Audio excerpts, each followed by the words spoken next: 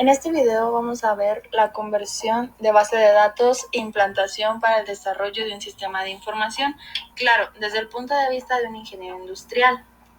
Bueno, la conversión de la base de datos.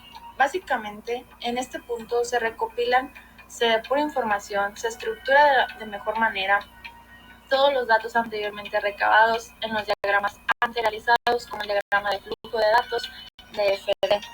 Esto lo realiza el tecnólogo según sea la mejor manera más conveniente. La transformación de datos es el proceso de convertirlos usualmente desde el formato de un sistema a otro requerido por el nuevo sistema, es decir, el destino. El proceso usual implica solo convertir documentos, pero las conversiones de datos a veces implican la conversión de un programa de un lenguaje de computador a otro para permitir que el programa funcione en una plataforma diferente. La razón habitual de esta migración de datos es la adopción de un nuevo sistema totalmente diferente del anterior. En la práctica real, la transformación de datos implica el uso de un programa especial que es capaz de leer el lenguaje base original de los datos, determinar el idioma en el que los datos que se deben traducir para que sea utilizable por el nuevo programa o sistema, y luego procede a transformar esos datos. La transformación de datos implica fases clave, como lo es el mapeo de datos, que es la asignación de elementos de la base o sistema de origen hacia el destino para capturar todas las transformaciones que se producen. Esto se hace más complicado cuando hay transformaciones complejas, como muchas a una o reglas para la transformación.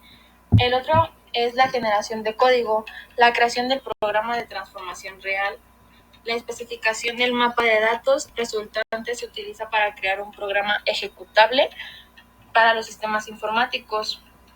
Aquí entra el lenguaje de transformación comúnmente utilizados.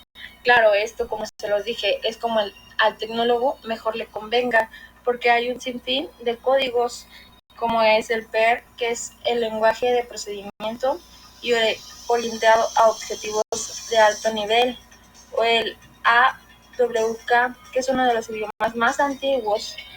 Entonces, hay varios tipos de códigos.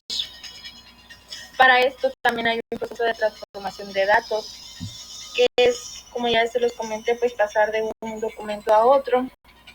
Entonces, en la primera etapa se realiza el descubrimiento de datos, donde se identifican las fuentes y los tipos de datos. Luego se determina la estructura y las transformaciones de datos que deben ocurrir posteriormente. Se realiza la asignación de datos para definir cómo se asignan, modifican, unen y filtran, y se agregan los campos individuales. En este momento, pues pasamos a la segunda etapa.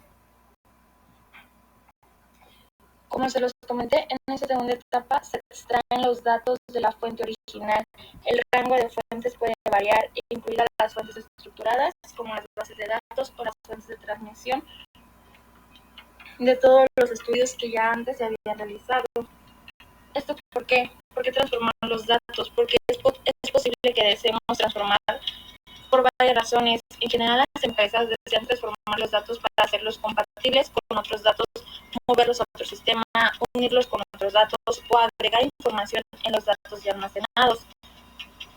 Entonces, pues hay varios ejemplos. Por ejemplo, consideremos el siguiente escenario. Tu compañía ha comprado una compañía más pequeña y necesita combinar información para los departamentos de RH.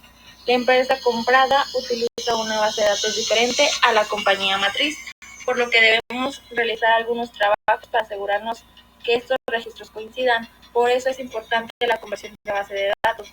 Por eso el líder de proyectos es indispensable que esté al tanto de cómo se están recabando la información para que el sistema sea eficaz en su momento. Entonces, ¿cómo transformar los datos? Existen un par de formas diferentes de transformar los datos. Aquí, como se los comento, el tecnólogo tiene la ventaja de elegir cómo y cuándo lo hará. Entonces, para esto pasamos a la implantación, que la implantación es parte de